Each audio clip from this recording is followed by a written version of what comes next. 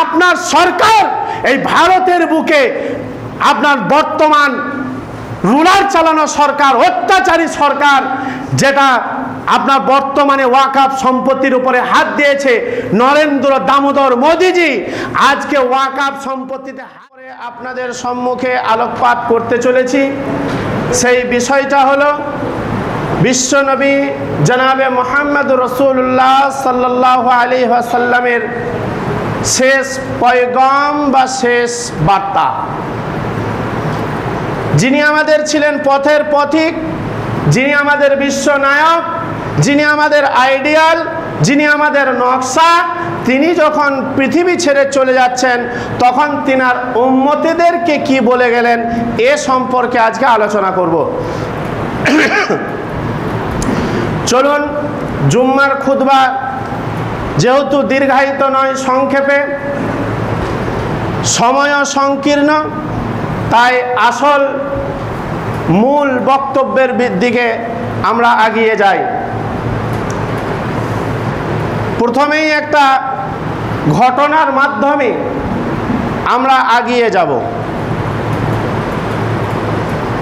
নবী মুহাম্মদ সাল্লাল্লাহু আলাইহি ওয়াসাল্লামের আদর্শ ছিল, অভ্যাস ছিল, প্রতিদিন ফজরের সালাতের পর তিনি মুক্তাদি অথবা মুসাল্লিদের দিকে মুখ করে বসতেন এবং তিনি বলতেন, হাগো তোমরা কেউ কি কোনো স্বপ্ন দেখেছো? সাহাবা একরামগণ যদি বলতেন যে হ্যাঁ আমরা স্বপ্ন দেখেছি, তো নবী সাল্লাল্লাহু আলাইহি ওয়াসাল্লাম সেই স্বপ্নের ব্যাখ্যা করতেন। আর যদি কেউ বলতেন যে না আমরা দেখিনি স্বপ্ন, তাহলে নবীজি যদি কোনো স্বপ্ন দেখতেন সেই স্বপ্নটা নবী সাল্লাল্লাহু আলাইহি ওয়াসাল্লাম সাহাবা একরামদের মধ্যখানে ব্যক্ত করতেন, বর্ণনা করতেন।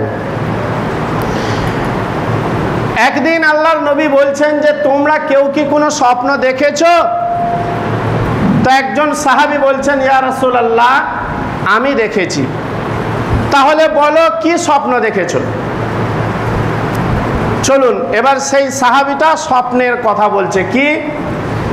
বন্ধুরে আমার, বিশ্বনবী মুহাম্মদুর রাসূলুল্লাহ সাল্লাল্লাহু আলাইহি ওয়াসাল্লাম মসজিদের মুসাল্লিতে বসা অবস্থায় আছেন। সাহাবা একরামগণ এইভাবে করে বসে আছেন। ওই সাহাবীটা আপনার বক্তব্যটা, রাতের স্বপ্নটা ব্যক্ত করতে শুরু করে দিলেন।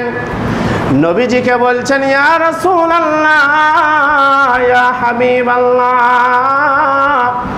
ও শাফিউল মুজনাবিন, রাহমাতুল লিল আলামিন, নবীজি আমার, আমি রাত্রিবেলায় শায়িত অবস্থায় ঘুমিয়েছিলাম।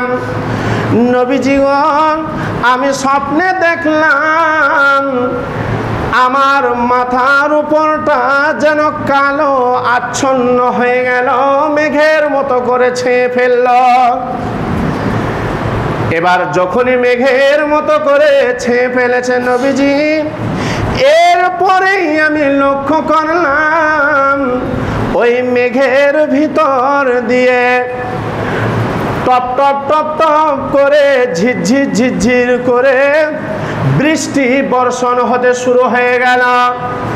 নবীজি আমার, তবে বৃষ্টিটা কোনো জলের নয়, বৃষ্টিটা কোনো পানির বৃষ্টি নয়, বৃষ্টিটা হলো মধুর বৃষ্টি। সেই মধুর যখন বৃষ্টি হয় গো নবীজি, ওই মধুর বৃষ্টিতে কেউ এইভাবে হাত পেতে আছে, কেউ আপনার কিনা পান করছে। নবীজি আমার, কিছুক্ষণ পর আমি আবার লক্ষ্য করলাম কি, যে ওই বৃষ্টির ভিতরে একটা দড়ি ঝুলছে। ওই দড়িটা আসমান থেকে যেন ঝুলন্ত অবস্থায় রয়েছে। নবী গো আমার, ওই দড়িটাতে কে একজন যেন ধরলো, ধরার পর দড়িটাকে পাকতে পাকতে আপনার উপর দিয়ে উঠে চলে গেল। ও দয়ার নবী গো, ওই ব্যক্তি যখন উপরে উঠে চলে গেল, দ্বিতীয় আবার একজন দড়িটাকে ধরে সে উপর দিয়ে উঠে চলে গেল। নবী গো আমার, তারপরে আমি দেখলাম যে ওই দড়িতে তৃতীয় ব্যক্তি আবার ধরলো। যখনই ধরেছে তো দড়িটা ফট করে কেটে গেছে। ইতি অবসরেই আবু বকর সিদ্দিক রাদিয়াল্লাহু তাআলা আনহু, যিনি আল্লাহ রসুলের প্রথম খলিফা, তিনি ওই মজলিসে বসা অবস্থায় আছেন। তো ইনি যখন স্বপ্ন বলছেন, বর্ণনা করছেন, তখন আবু বকর একবার ওই সাহাবীটার মুখ দিয়ে দেখছে, একবার আল্লাহ রসুলের মুখ দিয়ে দেখছে, একবার সাহাবীটার মুখ পানে তাকায়, একবার আল্লাহ রসুলের মুখ পানে তাকায়, এভাবে একবার এদিকে একবার ওদিকে। তো আল্লাহ রসুল আবু বকরকে বলছে, আবু বকর কি ব্যাপার, তুমি এত ব্যতিব্যস্ত হয়ে পড়ছো, এত অস্থির হয়ে যাচ্ছ কেন, কি হয়েছে তোমার? একবার আমার দিকে দেখছো, একবার ওই সাহাবীর দিকে দেখছো। তো আবু বকর বলছে, ইয়া রাসূলুল্লাহ, আপনি তো স্বপ্নের ব্যাখ্যা করেন, তো আমার ইচ্ছা যে এই স্বপ্নের ব্যাখ্যাটা আমি করতাম। আবু বকরটা কে? আল্লাহ রসুলের শ্বশুর। আবু বকরটা কে? আল্লাহ রসুলের মুহাব্বতের সাহাবী। আবু বকরটা কে? আবু বকরটা আল্লাহ রসুলের বন্ধু। আবু বকরটা কে? তো আল্লাহ রসুল যখন গুহার ভিতরে প্রোটেকশন যে আল্লাহ রসুলকে দিয়েছিল, আল্লাহ রসুলকে যে গাইড করে রেখেছিল গুহার ভিতরে, যে সঙ্গীটা ছিল, তার নামই হলো আবু বকর। সেই আবু বকর আল্লাহ রসুলকে বলছেন, ইয়া রাসূলুল্লাহ, আপনি যদি বলতেন তাহলে আমি এই স্বপ্নের ব্যাখ্যাটা করতাম। আপনি তো এখানে সরাসরি বসা অবস্থায় আছেন, যদি কোনো ভুল হয়ে যায় তাহলে তো আপনি ঠিক করেই দেবেন, আপনি সংশোধন করিয়ে দেবেন। তো আমার ইচ্ছায় আমি স্বপ্নের ব্যাখ্যাটা করব। আল্লাহ রসুল বললেন, আবু বকর ঠিক আছে, চলো, আমি তো স্বপ্নের ব্যাখ্যা করি, আজকে স্বপ্নের ব্যাখ্যাটা তুমিই করো। বন্ধুরে আমার, আবু বকর স্বপ্নের ব্যাখ্যাটা করতে শুরু করে দিলেন। আবু বকর বলছেন, ও সাহাবী বন্ধুরে আমার, তুমি যে ওই মেঘটাকে দেখেছো, ওই কালো আচ্ছন্ন হয়ে তোমাকে ঘিরে ফেলেছিল, বন্ধুরে আমার, ওটা কোনো মেঘ নয়, ওটা হলো ইসলামের সুশীতল ছায়াতল, ইসলামের সুশীতল ছায়া। আর দ্বিতীয়তে তুমি যেটা দেখেছো সেটা হলো বৃষ্টি ঝরছে, ঝরঝর করে মধুর বৃষ্টি পড়ছে। বন্ধুরে আমার, ওটা মধুর বৃষ্টি নয়, ওটা হলো কোরআনের বৃষ্টি। ওই বৃষ্টি কোরআনের বৃষ্টি।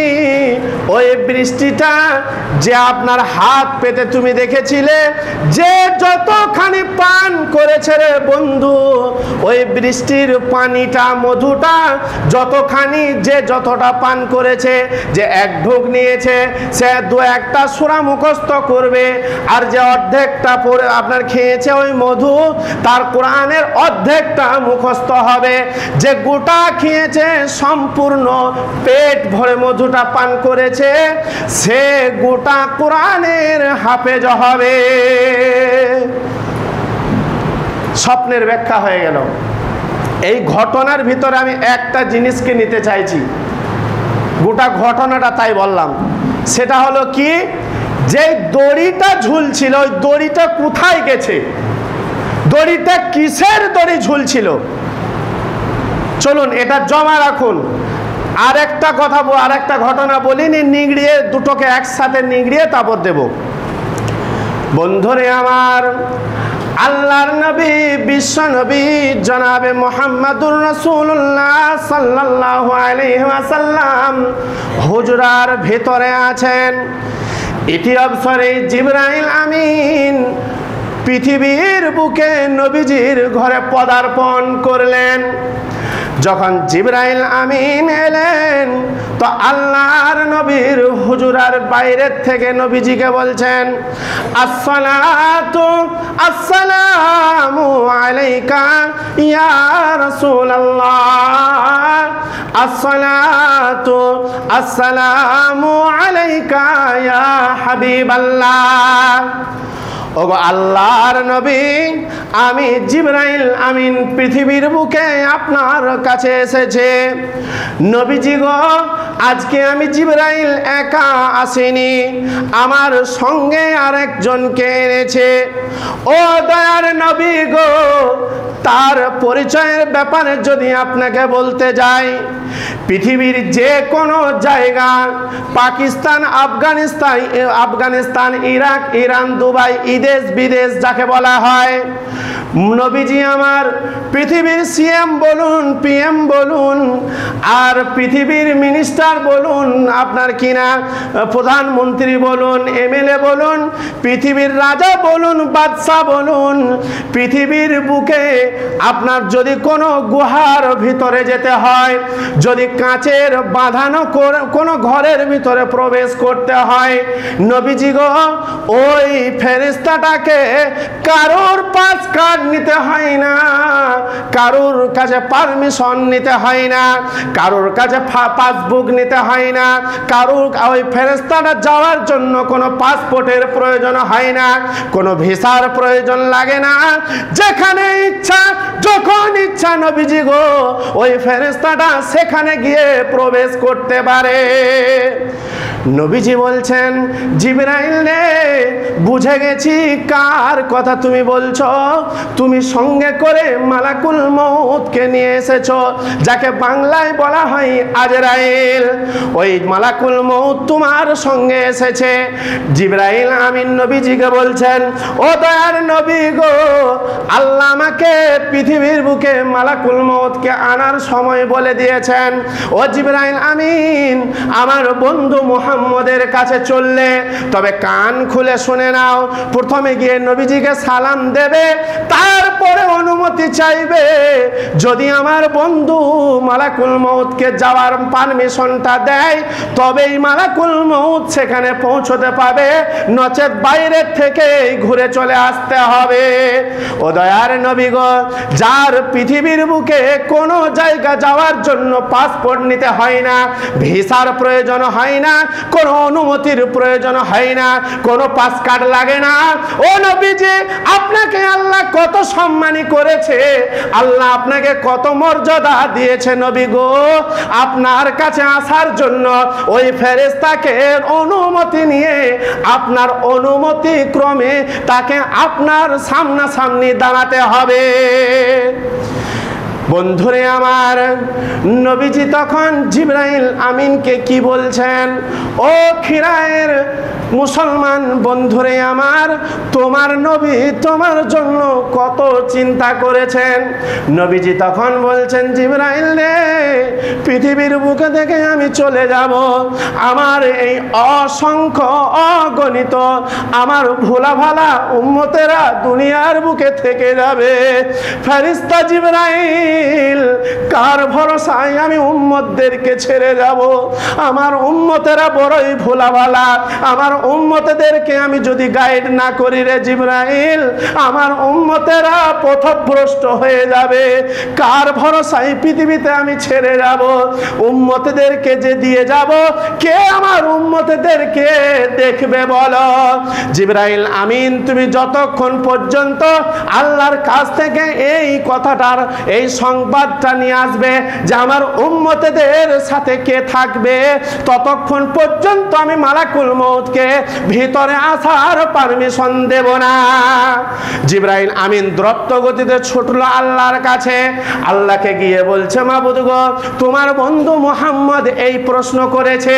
তখন আল্লাহ বলছে, জিবরাইল তুমি যাও বন্ধুর কাছে, গিয়ে বলো, বন্ধু মুহাম্মদ, তোমাকে তোমার আল্লাহ পয়গাম পাঠিয়েছে, সংবাদ পাঠিয়েছে, এই যে এই পৃথিবীর বুকে তোমার উম্মতেরা যতদিন থাকবে, মৃত্যু পর্যন্ত নয়, মওত পর্যন্ত নয়, কিয়ামত প্রলয় দিবস পর্যন্ত আমি মুহাম্মদের উম্মতদের সাথেই থাকব। জোরে বলুন সুবহানাল্লাহ। কে থাকবে? আল্লাহ স্বয়ং আমাদের সঙ্গে থাকবে।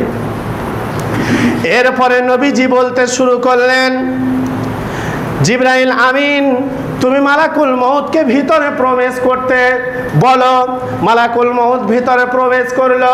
এবারে আমার নবীজি যখন পৃথিবী ছেড়ে চলে যাবেন, তখন নবীজি দুটি কথা বলছেন। কি প্রথম কথাটা বললেন, ইয়া রফিকাল আলা, ইয়া রফিকাল আলা। রফিক মানে হলো বন্ধু। তিনি বলছেন, ও আমার উচ্চ মানের উচ্চস্থ বন্ধুরে আমার। আল্লাহকে বলছেন, ও আমার উচ্চ মানের উচ্চ পর্যায়ের আপনার কিনা বন্ধু, আমি আসছি, আমি আসছে, আমি কি তোমাকে ছাড়া থাকতে পারে? ও আমার বন্ধু আল্লাহ, আপনি আমাকে কত সাবসিডি দিয়েছেন, পৃথিবীর কোন নবীকে এত সাবসিডি দেওয়া হয়নি। তুমি না বলেছো আমার উম্মতেদের জন্য যদি তারা 5 ওয়াক্তের নামাজ পড়ে তাহলে তাদেরকে 50 ওয়াক্তের আমি হাজিরি দেব। আমি নবী মুহাম্মদ আমার উম্মতেদেরকে আমার দ্বারা থেকে এই ফ্যাসিলিটিটা, আপনার কিনা সাবসিডিটা তুমি দিয়েছো। ও দয়াল মাবুদ গো, আমার উম্মতেরা 50 থেকে 60 বছরের জিন্দেগি পাবে। তারা তো অন্যান্য নবীদের মতো এত লম্বা দীর্ঘায়িত জীবন পাবে না। তাই তাদের জন্য সুযোগ দিয়েছো কি পৃথিবীর বুকে আপনার কিনা প্রতি বছর লাইলাতুল কদর নামে একটা রাত্রি আছে। ওই রাত্রিটার জন্য না তুমি বলেছো লাইলাতুল কদরি খায়রুম মিন আলফি শাহর। এই সেই রাত, যেই রাতটাতে একটা রাত যদি লাইলাতুল কদরের রাত্রিবেলায় কেউ ইবাদত করে তাহলে 83 বছর 4 মাস ইবাদত করলে যে নেকি পাওয়া যেত, তার চাইতেও অধিক নেকি তার খাতাতে লিপিবদ্ধ করা হবে। এমন কি বলা হয়েছে এই রাতটায় এত গুণে গুণান্বিত রয়েছে, এই রাতটার মতো 83 বছর 4 মাস যদি ইবাদত করা হয় তবুও এই রাতের সম পরিমাণ হবে না, হবে না, হবে না। দয়াল মাবুদ গো, তুমি এত বড় সাবসিডি আমার উম্মতেদেরকে দিয়েছো, এটা প্রথম কথা। ইয়া রফিকাল আলা, ও গো আমার উচ্চমানের উচ্চস্থ বন্ধু, আমি আসছি তোমার কাছে। আর দ্বিতীয় নম্বর কথাটা কি বলেছিলেন আমাদের জন্য, সেটা কি? ইয়া উম্মতি আসসালাত আসসালাত আসসালাত। রে আমার উম্মতের দল, সালাতকে ছেড়ে দিও না। যদি তুমি সালাতকে ছেড়ে দিও, নামাজকে ছেড়ে দিও, আমি নবী হওয়ার পরেও তোমাকে বাঁচাতে পারবো না। উম্মতেরা রে, পৃথিবীর বুকে তোর যদি মন হয় তুই লটারি কাট, তুই সুদ খা, তুই পৃথিবীর বুকে যত খারাপ কাজ আছে তুই করে নে, কিন্তু খবরদার নামাজের মতো জিনিসটাকে ছেড়ে দিও না। কারণ কুরআন বলেছে ইন্নাস সালাতা তানহা আনিল ফাহশাই ওয়াল মুনকার ওয়ালা যিকরুল্লাহি আকবার। আমার আল্লাহ বলছেন যদি কেউ সালাত আদায় করে পৃথিবীর বুকে যত বড় গুনাহতে সে জড়িত থাকুক না কেন, যদি নামাজের মতো নামাজটা হয় রে বন্ধু, সালাত কায়েম করার মতো সালাত যদি কায়েম করে পৃথিবীর কোনো গুনাহের ভিতরে সে জড়িত থাকতে পারে না। কারণ কুরআন এখানে চ্যালেঞ্জ করেছে ইন্নাস সালাতা তানহা আনিল ফাহশাই ওয়াল মুনকার। সমস্ত ফাহেসা কাজ থেকে যে আপনার কিনা ঘুরিয়ে আনতে পারে, বাঁচাতে পারে, খারাপ কাজ থেকে যে বিরত রাখতে পারে, একটাই পৃথিবীর বুকে অস্ত্র আছে, তার নাম হলো সালাত। নামাজের মতো এত বড় অস্ত্র পৃথিবীর বুকে আর কোনো না, পৃথিবীর বুকে আর কিছু নাই। আল্লাহ পৃথিবীতে যতগুলি ইবাদত পাঠিয়েছে, নামাজের মতো শ্রেষ্ঠতম ইবাদত পৃথিবীর বুকে আমার আল্লাহ পাঠায়নি। এর জন্য নবীজি বলছেন সল্লু কামা রাআইতুমুনি উসাল্লি, নামাজ ওইভাবেই পড়ো যেভাবে আমি নবী তোমরা আমাকে দেখেছো। অতএব আমি যেমন ভাবে নামাজকে প্রতিষ্ঠিত করেছি সেইভাবে তোমরাও নামাজকে প্রতিষ্ঠিত করো। তাহলে প্রথম কথাটা কি বলেছিলাম? দড়ি, এমন একটা দড়ি ঝুলছে যেটাতে জান্নাত যাওয়া যায়। আর এখানে নবীজি নিজের মেয়ের কথা বললেন না, নয়নের দুই মণি হাসান আর হুসাইন যারা কলিজার টুকরা তাদের কথা শেষের সময় বললেন না, বললেন কাদের কথা? ইয়া উম্মতি আস-সালাত আস-সালাত, নামাজ নামাজ নামাজ। উম্মতেদের জন্য চিন্তা করে গেলেন, নিজের পরিবারের জন্য শেষ পর্যন্ত চিন্তা করলেন না। এই সেই আমরা উম্মত, যা নবী সাল্লাল্লাহু আলাইহি ওয়াসাল্লাম আমাদের মধ্যখানে একটা অস্ত্র ছেড়ে গেছে, তার নাম হলো সালাত।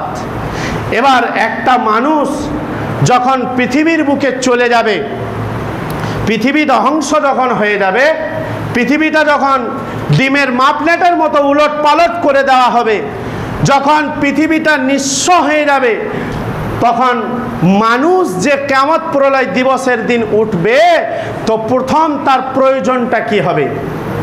প্রথম যেটা প্রয়োজন হবে সেটার নাম হলো আলো, টর্চ।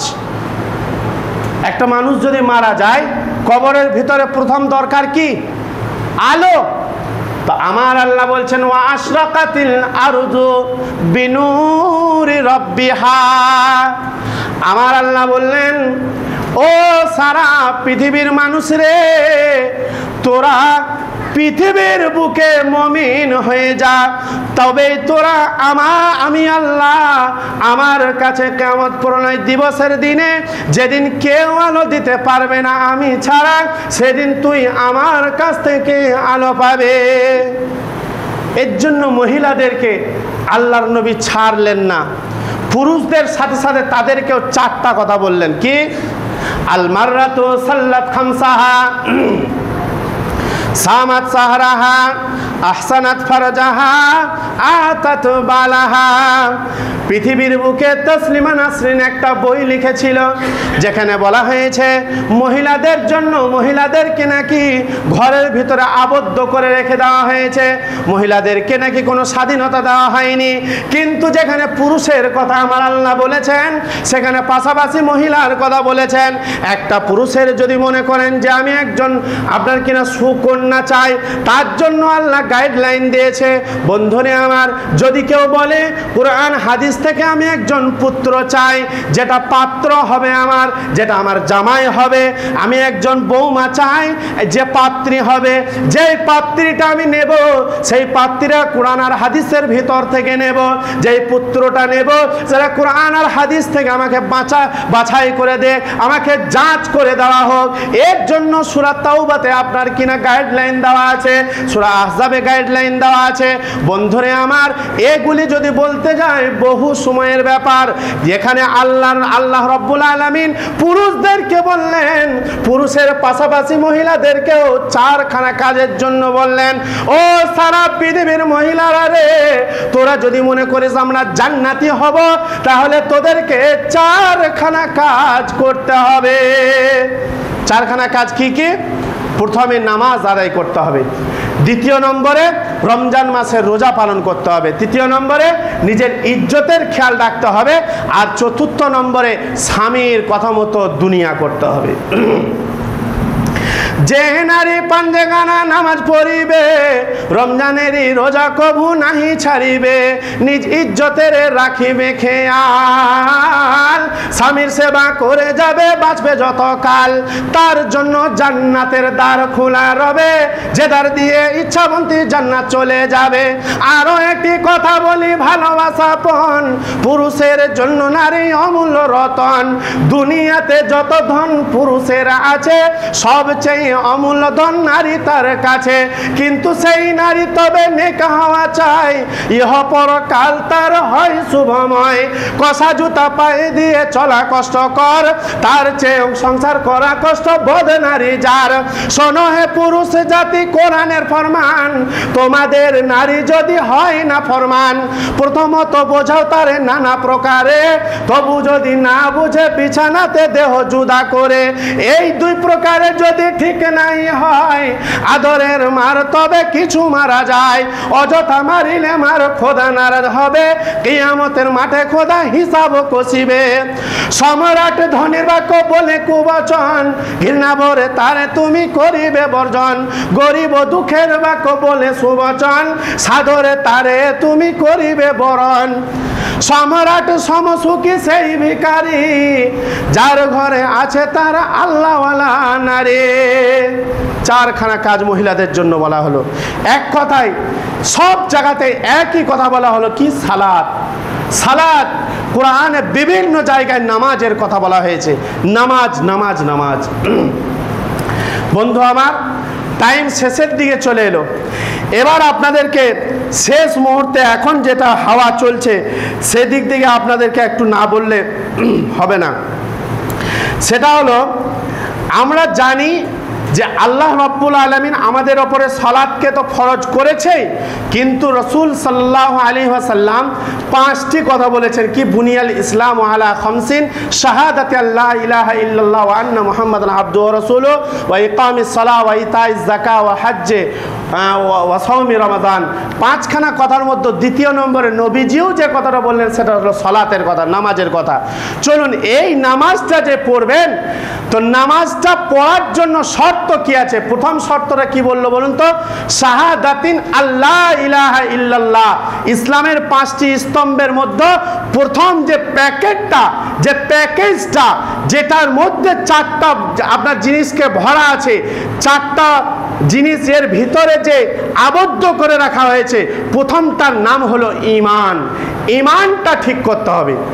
মনে করুন এখানে আপনারা সকলেই নামাজ পড়তে এসেছেন, সকলেই মুসলমান, কিন্তু একটা হিন্দু যদি মনে করে এই মুসলমানদের সাথে আমি উজু করার মতো উজু করে নিলাম, তারপরে মুসলমানদের সাথে নামাজ পড়ে নিলাম, রমজান মাসে সেহেরির সময় আমি সেহেরি খেয়ে নিলাম, সে ইফতারের সময় আবার খেলাম, বলুন ওর কি ইবাদতটা কবুল হবে?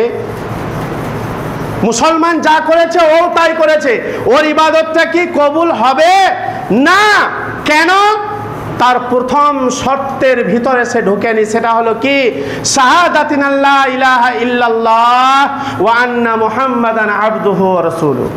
প্রথম শর্ত হলো ঈমান আনতে হবে আল্লাহ এবং আল্লাহর রসুলের ওপরে। এবার দেখুন, আমরা যে নামাজ পড়তে এসেছি, আমরা কি সকলে ঈমানদার? জি বলবেন, ঈমান না থাকলে নামাজ কেন পড়তে এলাম? তাহলে আপনাকে আমি ওজন করে দিই, আপনি কতটা ঈমানদার আপনি নিজেই বলবেন। আল্লাহ কোরআনে বলছে, ওয়াতাসিমু বিহাবলিল্লাহি জামিআন ওয়া লা তাফাররাকু। তোমরা একে অপরের সঙ্গে বিচ্ছিন্ন হয়ে যেও না, তোমরা একে অপরের সাথে আবদ্ধ হয়ে থাকো, তোমরা নিজেদের মধ্যে বিভেদ সৃষ্টি করো না, ফাটল ধরিও না। বলুন, আজকে আপনার গ্রামের মানুষের সঙ্গে সকলের মেল মহব্বত আছে? জি না। পাড়ার মানুষের সঙ্গে সকলের সাথে মেল মহব্বত আছে? জি না। এটা দূরে থাক, আপনি আপনার ভাইয়ের সঙ্গে মেল মহব্বত রাখেননি, আপনি আপনার ভাইকে কথা বলেন না। কেন? বাবার সয় সম্পত্তির একটু এদিক ওদিক হওয়ার কারণে ভাইয়ের সঙ্গে নিজ রক্তের ভাই হিংসায় জর্জরিত হয়ে আছে।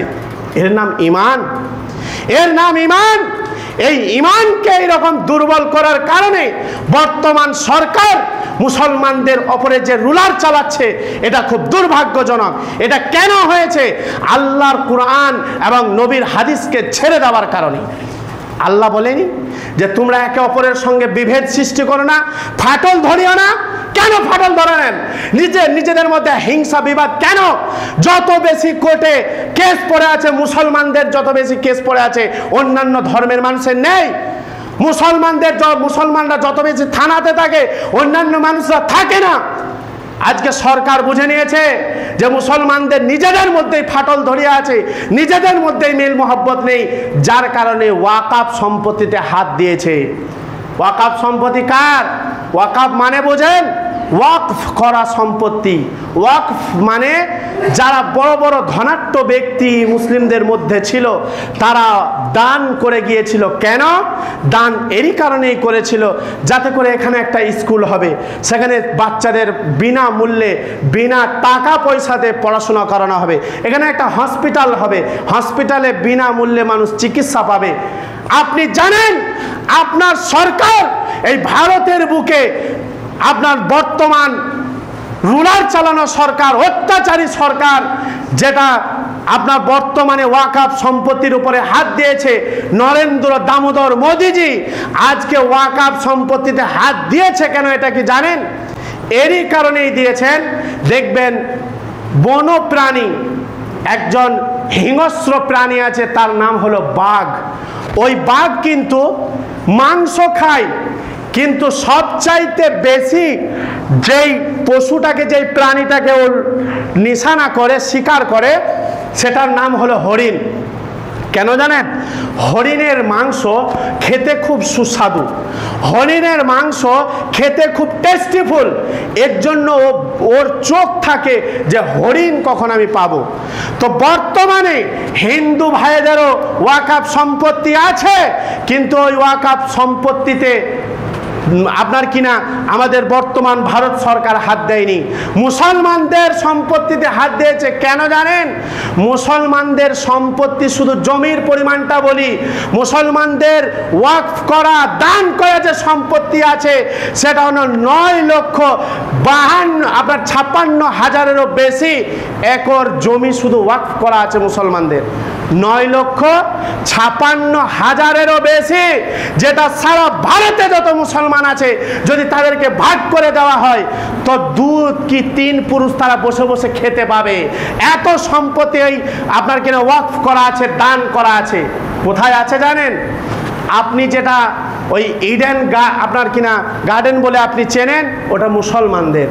আগ্রার তাজমহল মুসলমানদের, আপনার দেওয়ানি বাগ মুসলমানদের, হাজারদুয়ারি মুসলমানদের।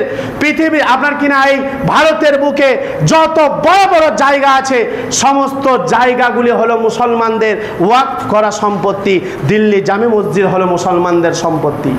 যখন থেকে এসেছে এই সরকার শুধু মুসলমানদের ওপরে টার্গেট করে, তখনই বাবরিকে কেড়েছে, তখনই বলছে জ্ঞানবাপী মসজিদ, জ্ঞানবাপী মসজিদে সেখানে নাকি আপনার কিনা শিবের লিঙ্গ পাওয়া যাচ্ছে।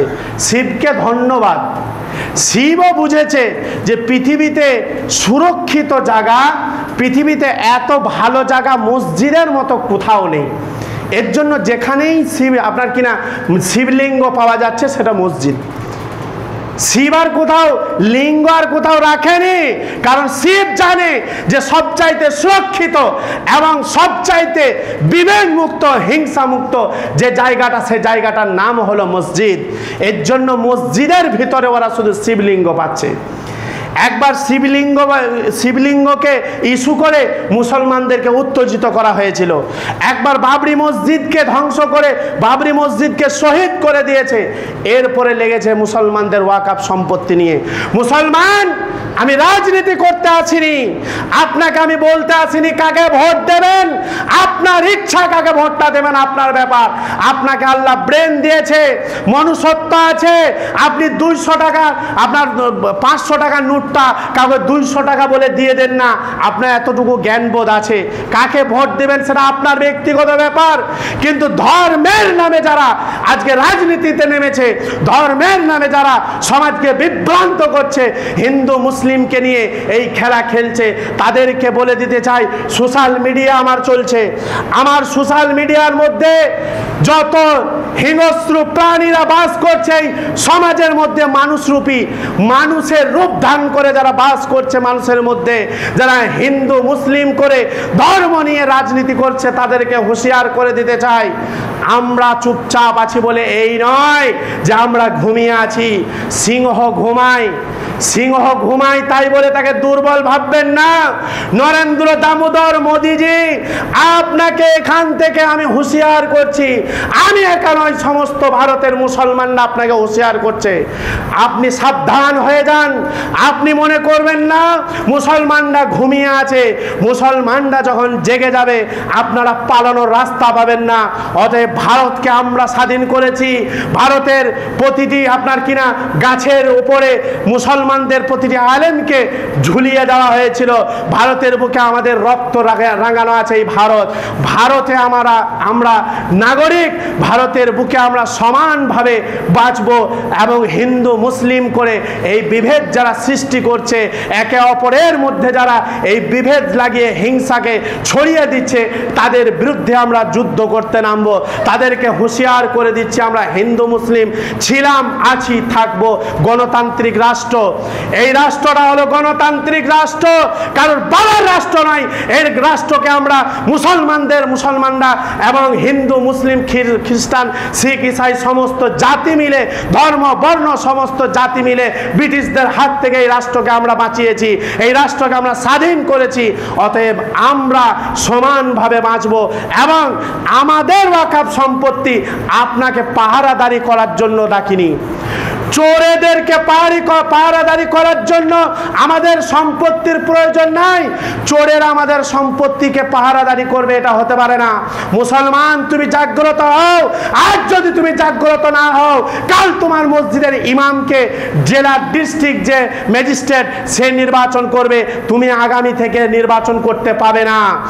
আজ যদি তুমি ঘুমিয়ে থাকো, আগামীকাল তোমার মসজিদের একজন ইমাম লাগবে, জেলা ম্যাজিস্ট্রেট ঠিক করবে তোমার বাবা মারা গেছে, তার জন্য জানাজা পড়াবে। ডিএম আপনার কিনা বিডিও অফিসে আপনাকে লিখে আনতে হবে যে কে আমার বাবার জানাজাটা পড়াবে। সুতরাং মুসলমান, এই যে মসজিদ দেখছেন, এই মসজিদ আপনাদের গ্রামের রক্তের রাঙানো মসজিদ, রক্ত দিয়ে পরিশ্রম করে মেহনত করে শ্রম দিয়ে মসজিদকে বানিয়েছেন। এই মসজিদ মাদ্রাসাগুলিকে ওই বর্তমান সরকার হস্তক্ষেপ করেছে। সে বলছে এগুলি আমার আয়ত্তের মধ্যে থাকবে। ওয়াকফ বোর্ড আছে, বোর্ড থেকে এতদিন পরিচালনা করা হতো, কিন্তু বর্তমান সরকার বলছে আমি পরিচালনা করব। এটা কখনোই হতে দেওয়া যাবে না। এর জন্য মুসলমান, তুমি জাগ্রত হও, তুমি হুঁশিয়ার হও, নচেত তোমাকে একদিন তোমার স্বাধীনতায় আর থাকবে না, তোমাকে পরাধীন হয়ে যেতে হবে। বর্তমান জালেম সরকারের হাতে এই সম্পত্তি চলে যাবে। পরিশেষে আল্লাহর কাছে দোয়া করি, আল্লাহ আমাদেরকে জানার শোনার থেকে বেশি বেশি আমল করার তৌফিক দান করো। বর্তমান যে আবহাওয়া চলছে, আমাদের মুসলিম ভাইদেরকে সকলকে একত্রে মিলেমিশে পৃথিবীর জীবন যাপন করা এবং বর্তমান সরকারের বিরুদ্ধে যে ওয়াকফ আইন এনেছে এ ব্যাপারে আমাদেরকে হুঁশিয়ার হয়ে আমাদের একত্রিত হয়ে প্রতিবাদ করার সুমতি দান করো। এবং পৃথিবীতে আমরা যতদিন থাকব কোরআন এবং হাদিসের উপরে চলার সুমতি দান করো। আল্লাহুম্মা আমিন।